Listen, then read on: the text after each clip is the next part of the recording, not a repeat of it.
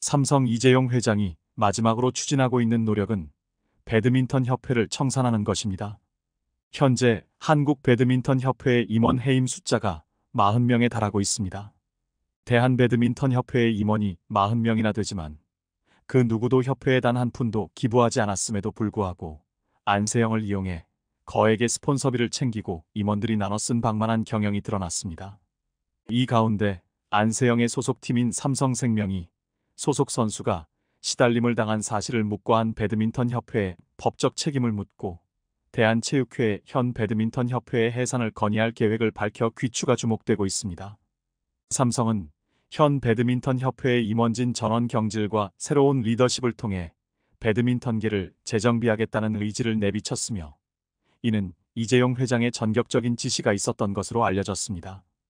이제부터 삼성이 어떤 계획을 구상하고 있는지 자세히 알아보겠습니다. 대한배드민턴협회는 파리올림픽을 앞두고 협회의 지시를 따르지 않으면 국가대표 자격을 정지시키는 새로운 규정을 만들어 파문이 일고 있습니다. 협회는 품행과 성격이 단체 생활에 맞지 않을 경우 최대 2년까지 자격을 정지시킬 수 있는 조항을 신설했습니다. 가장 눈에 띄는 부분은 추가된 국가대표 대상 제외 기준입니다. 협회의 정당한 지시를 따르지 않으면 국가대표 자격을 정지시킨다는 내용이 포함되어 있으며 1회 위반 시 6개월 이하, 3회 이상 위반 시 1년 이상의 자격 정지 또는 영구 박탈도 가능합니다. 그러나 정당한 지시라는 표현에는 명확한 기준이 없어 협회의 자의적인 판단에 따라 선수들의 자격이 박탈될 가능성이 있으며 특히 협회와 공개적으로 대립한 안세영의 경우 이러한 조항을 근거로 쉽게 국가대표 자격을 박탈당할 수 있는 것입니다. 또한 협회는 국가대표 선발 방식도 변경했습니다. 처음에는 대회 성적 50%, 평가위원 점수 50%였으나 2016년 리우 올림픽에서 한국 배드민턴의 유일한 메달리스트였던 정경은 선수가 2020년 도쿄 올림픽 대표팀에서 탈락하는 사건이 있었습니다. 정경은 선수는 경쟁 선수에 비해 승률이 훨씬 높았지만 평가 점수에서 2배 이상 뒤져 결국 탈락했습니다. 이에 그녀는 당시 청와대 국민청원 게시판에 선발 기준을 규명해 달라는 글을 올리며 평가 점수의 기준과 세부 항목을 알지 못해 승률이 좋아도 심사위원 평가 점수만으로 부정과 조작이 가능한 선발 제도라고 주장했습니다. 특정 대학 출신 평가위원들이 자신들의 제자들에게 만점에 가까운 점수를 줬다는 의혹도 제기되었고 평가위원들의 주관적인 평가가 국가대표 선발을 좌우한 사실이 드러났습니다. 이에 공정성 논란이 거세지자 협회는 대회 성적 90%, 평가위원 점수 10%로 선발 기준을 개선하고 평가위원들도 모두 다른 대학 출신들로 구성하도록 했습니다. 그러나 현 회장이 취임한 후 지난 2월 이사회를 열고 3년 만에 이를 다시 뒤집어 평가위원 점수를 30%로 높이고 위원 구성도 2명까지 같은 대학 출신이 맡을 수 있도록 변경했습니다. 이에 대해 협회는 복식 종목은 파트너에 따른 변수가 크기 때문에 평가위원 점수를 높였다고 설명했습니다. 하지만 복식 종목은 한 명의 뛰어난 기량보다는 두 사람의 호흡이 실력을 결정적으로 좌우합니다. 따라서 어느 복식조가 뛰어난 실력을 선보였다면 그 공로는 함께 훈련하며 호흡을 맞춰온 두 선수 모두에게 있는 것이지 어느 한 사람만의 공로가 아닙니다. 그럼에도 불구하고 협회는 선수들을 길들이고 선수가 협회의 눈치를 보게 하기 위해 평가 기준을 조정했습니다. 이에 대해 한 배드민턴 관계자는 안세영을 겨냥한 규정으로 보일 수밖에 없다라고 밝혔습니다. 더구나 협회 임원이 40명이나 되는데도 단 한 푼도 기부하지 않았다는 사실도 드러났습니다. 양궁협회 정의선 회장이 36억 원을 쾌척하는 동안 배드민턴 협회는 회장을 포함해 임원 중 그 누구도 기부금을 내지 않았습니다. 또한 총 지출 및 재정 자립도를 비교해보면 양궁협회가 59억 원을 지출한 반면 배드민턴 협회는 무려 122억 원을 지출했습니다.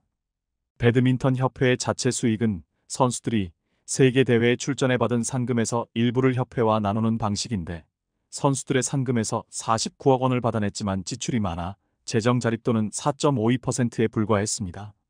더구나 사무처 운영비가 양궁협회는 6.8억 원인데 반해 배드민턴 협회는 52.5억 원으로 선수 지원보다는 본인들에게 상당한 지출을 했음을 알 수 있습니다. 일각에서는 이 자료가 몇 년 전의 것이므로 최근에는 변화가 있었을 수도 있다고 말하지만 어제 공개된 파리올림픽 출전협회의 2023년 기부금 수입 내역을 보면 대한배드민턴협회는 여전히 기부금이 0원으로 변화가 없었음을 확인할 수 있었습니다.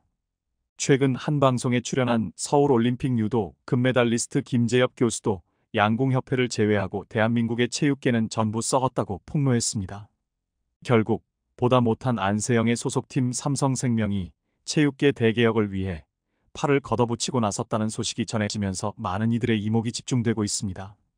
대한배드민턴협회의 현 김택규 회장은 충남배드민턴협회장 출신으로 엘리트 체육인이 아닌 동호인 출신입니다.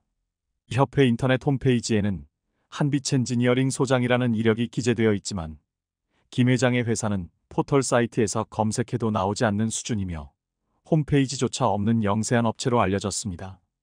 대한양궁협회의 회장이 현대자동차의 정의선 회장이고 대한축구협회나 대한빙상연맹조차도 각각 HDC 정몽규 회장과 제네시스 BBQ 그룹의 윤홍근 회장이 회장을 맡고 있는 것을 감안하면 배드민턴 협회장은 회사 홈페이지조차 없는 영세업체의 소장이 e스포츠 종목의 발전을 이끌 정도의 영향력을 가진 인물인지 의문이 제기될 수밖에 없습니다.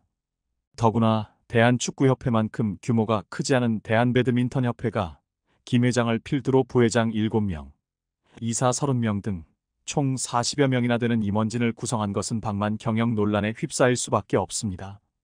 이사 명단을 보면 A수산 대표, B건설사 대표, C, 치과원장, D지역신문 부장 등 배드민턴과는 무관한 인물들이 이 사진에 포함되어 있어 그들이 한 자리씩 나눠 먹기 위해 자리 차지를 한 것이 아닌지 의심이 들 수밖에 없는 상황입니다. 반면 대한양궁협회의 조직도를 보면 회장인 정의선 현대자동차 그룹 회장을 필두로 부회장은 단 2명에 불과하며 이 사진에도 양궁 감독과 코친 최대 교수, 변호사, 인권 전문가, 정신건강의학과 전문의 등 선수들의 경기력 향상과 관련된 인사들로 구성되어 있습니다. 결국 안세영의 폭탄 발언 파문은 주요 외신을 통해 세계에 알려졌고 이러한 배드민턴계의 적폐를 뿌리 뽑기 위해 삼성 이재용 회장이 직접 나서게 되었습니다. 삼성 측은 한 외신과의 인터뷰에서 배드민턴 협회를 고소하고 안세영 선수를 전담할 전관 변호사를 선임할 계획이라고 밝혔습니다. 더 나아가 대한체육회의 현 배드민턴 협회 임원진을 전원 경질하고 새 협회를 설립하는 수준의 대개혁 방안을 건의하기로 결정했습니다. 이 결정은 이재용 회장의 전격적인 지시에 따른 것으로 전해졌습니다. 90년대 전성기를 맞았던 한국 배드민턴이 2000년대 이후 쇠락한 이유는 중소업체 오너가 회장을 맡아 기부금 수입이 전무했기 때문이라는 분석도 있었습니다. 삼성은 이러한 현실을 타파하고자 강력한 개혁 의지를 피력했습니다. 사실 배드민턴은 생활체육 시장이 크기 때문에 비인기 종목이라는 오해와 달리 스폰서 액수에서 축구에 이어 2위를 기록하고 있으며 비교적 쉽게 거액의 스폰서를 따낼 수 있는 잠재력을 가지고 있습니다. 하지만 현 배드민턴 협회는 생활체육인이 회장을 맡고 엘리트 스포츠를 잘 알지 못하는 구조였으며 부회장과 이사들이 프로 형식이 아닌 아마추어 방식을 지향하는 운영 방식을 유지해왔습니다. 이에 따라 요넥스 스폰서십을 통해 선수들에게 요넥스 라켓, 유니폼, 신발을 착용하도록 강요했고 대표팀 소속일 경우 개인 스폰서십도 금지했으며 유니폼에 요넥스 로고 외 다른 광고를 붙이는 것도 허락하지 않았습니다. 이로 인해 개인적으로 나이키와 광고 계약을 진행했던 안세영 선수는 협회와 요넥스 측의 불편한 시선을 받았습니다. 또한 한국 배드민턴은 전통적으로 복식이 강세를 보이며 협회도 복식 중심으로만 대표팀을 지원해왔습니다. 복식 선수들은 진천 선수촌에서 공동으로 훈련해야 했지만 단식 선수들은 그러한 필요성이 없었음에도 불구하고 협회는 함께 훈련할 것을 요구했습니다. 다른 나라들과 달리 한국은 단식과 복식을 모두 한 명의 감독이 담당하는 구조여서 따로 훈련하기가 근본적으로 불가능했습니다. 더욱이 배드민턴 협회는 개인 스폰서를 받아 따로 훈련하는 것을 불허해왔습니다. 이는 안세영 선수가 협회 후원금에서 큰 비중을 차지하고 있었기 때문인데 만약 그녀가 개인 스폰서를 받기 시작하면 협회에 들어오는 후원금이 줄어들어 복식 선수들에게까지 영향을 미칠 수 있다고 판단한 협회가 안세영의 개인 움직임을 제한했던 것입니다.